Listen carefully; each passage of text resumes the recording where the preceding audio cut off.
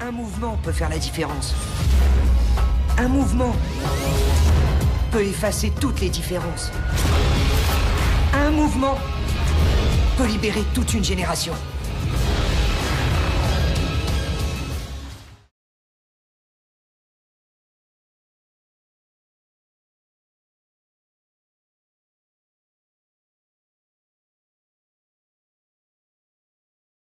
I will testify.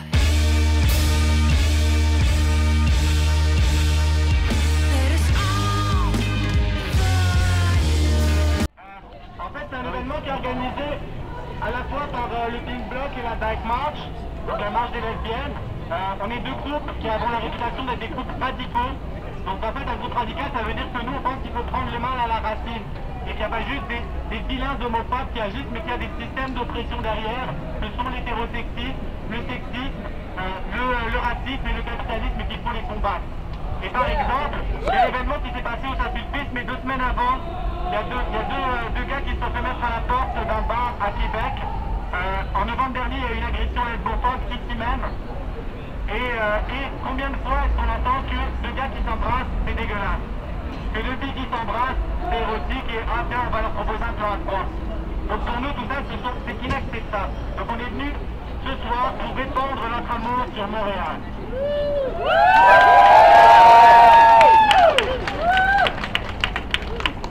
Le Saint-Sulpice nous a dit que les gars avaient juste eu un comportement inapproprié.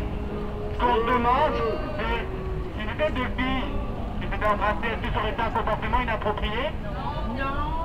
Si jamais un gars subit de l'homophobie au Saint-Sulpice et va voir un des leaders pour lui dire qu'il a subi de l'homophobie, est-ce que le gars qui a eu un comportement homophobe, il va se faire sortir? Pour nous, c'est ça un comportement inapproprié. Alors maintenant, je vais vous parler un peu du déroulé de l'événement. On va déjà avoir quelques interventions. Une intervention de Sissi ici et de Sophie. Après, Lauriane va faire un peu d'anglais pour nos amis anglophones. On va vous laisser après ça un petit temps pour vous trouver un partenaire, parce qu'en fait c'est comme une source de stress. Donc on va laisser quelques minutes pour discuter, on peut se faire des propositions, on peut se faire des stretch, on peut se faire des câlins, on peut être 2, 3, on peut être 8, c'est assez libre. À partir du moment où on en parle ensemble et où on consentit à s'embrasser, et ensuite on va aller se déplacer vers le Saint-Sulpice au milieu de la foule pour recommencer à stretcher la face.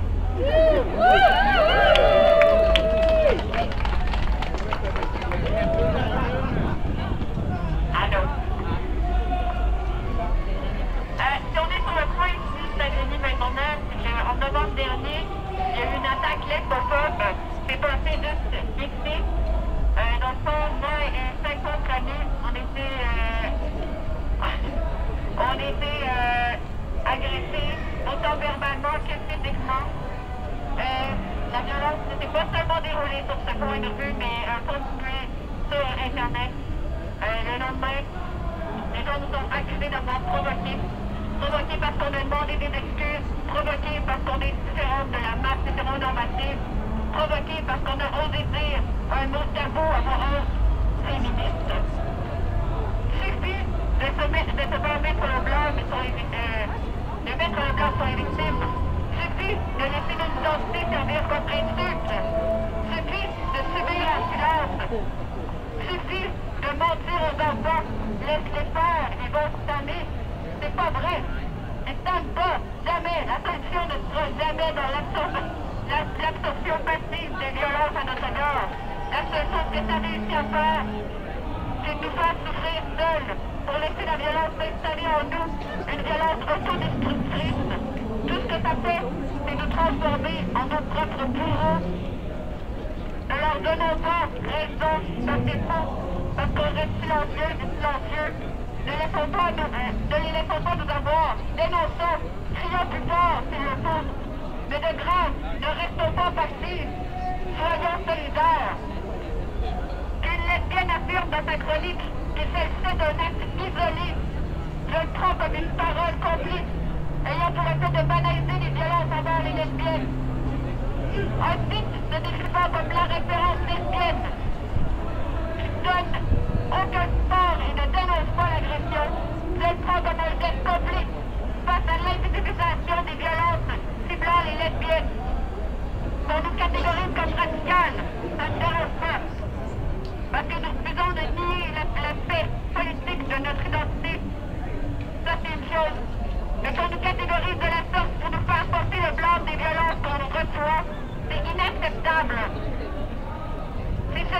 critiques par rapport à nos communautés, à l'intérieur de nos communautés.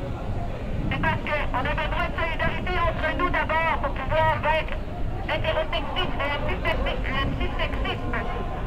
Arrêtons la hiérarchisation des membres de nos communautés selon leurs privilèges, leur proximité aux critères hétéronormatifs. Arrêtons de travailler pour la dignité sélective et travaillons pour celle de toutes et tous. Arrêtons l'exclusion des personnes trans. Il y a un T dans l'acronyme, remember? Arrêtons la discrimination des bisexuels, pansexuels et de toutes les autres identités marginalisées, qu'elles soient sexuelles ou de genre. Arrêtons de traiter les personnes racisées comme des épices sexuelles pour pimenter le lit des blancs colonisateurs. Arrêtons de voir la féminité de l'un comme faiblesse et la masculinité de l'autre comme violence. Arrêtons de nous discriminer entre nous pour être plus forts et solidaires, ensemble.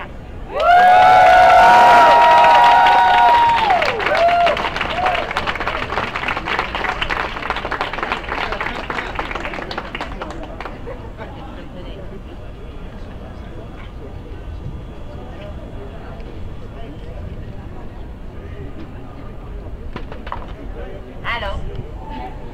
On m'a demandé de parler parce que j'avais plus proche. Oh, faut se pencher. C'est dans la thématique. Alors, je faisais partie de celles et ceux qui ont organisé la marche trans il y a quelques semaines et on m'a demandé de parler aujourd'hui. Alors, j'avais surtout des choses à énoncer, je crois, plus qu'un discours à formuler.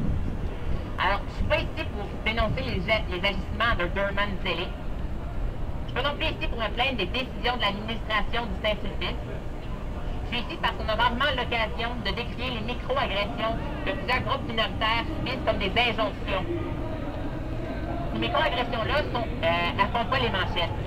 L'événement de Saint-Sulpice, qu'il soit avéré ou non, sert juste à monter en épingle un problème social plus large. Et il est nécessaire, bien que dommage, qu'on doit profiter de cette histoire pour avoir la tribune nécessaire pour en parler.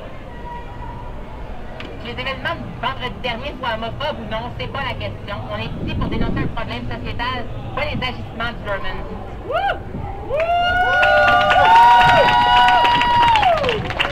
À ce sujet, j'aimerais interpeller mes amis du collectif Carré Rose qui ont voulu, au début de la semaine, organiser leur propre piétine différente d'une autre, sous prétexte qu'ils ne souhaitaient pas dénoncer, eux, l'agression lesbophobe de novembre dernier, et qu'ils avaient des différends politiques avec le Pink Bloc. Ils se sont rétractés depuis car, selon eux, nous ne sommes pas en mesure d'affirmer avec certitude que l'événement du Saint-Sulpice a été un acte homophobe, sur leur page Facebook.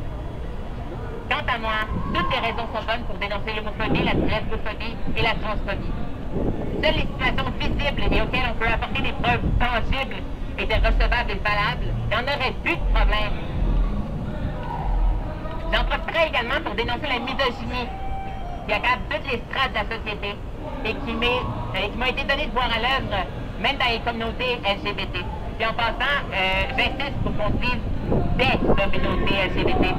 Parce que c'est pas vrai que la communauté LGBT pleure la mort d'une femme transphobe comme Joan Rivers. Certaines factions des communautés LGBT ont beau se gargariser de discours anti-homophobie. De l'autre côté de la bouche, on maudit les hommes efféminés ou les femmes trans parce qu'elles et ils ont le malheur de ne pas être simplement des hommes gays normaux. De tels discours ont été à l'œuvre depuis vendredi dernier dans les commentaires à propos des événements de Saint-Sulpice. Je l'ai même entendu prononcer par des connaissances homosexuelles. C'est entre autres pourquoi je suis ici à soir. Une dernière chose, cette fois à propos du patriarcat et de l'hégémonie masculine, toujours en rapport à ce qui a été dit sur les événements de vendredi dernier. J'ai entendu trop souvent depuis une semaine des hommes hétéros et cis cracher sur les couples homosexuels tant qu'il ne s'agissait pas de couples de lesbiennes convenant à leur standard de féminité. Il y a dans ce double standard la marque de la domination masculine et de la désincarnation subie par les femmes dont la sexualité se voit reléguée aux caprices des hommes hétéros, même lorsqu'elles sont lesbiennes. Si ce ne sont pas assez de raisons pour être ici ce soir et dénoncer l'homophobie et la lesbophobie, je me demande vraiment combien il en faut. Merci. I will testify.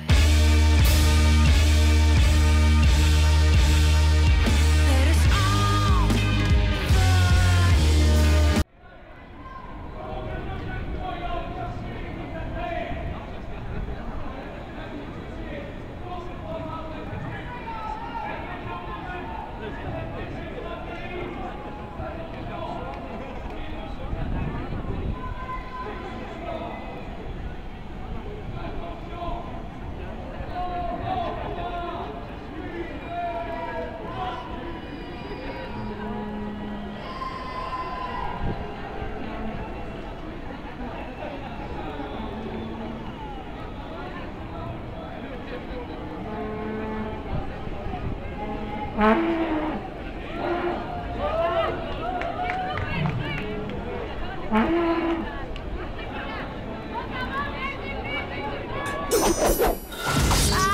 will testify. That it's all I will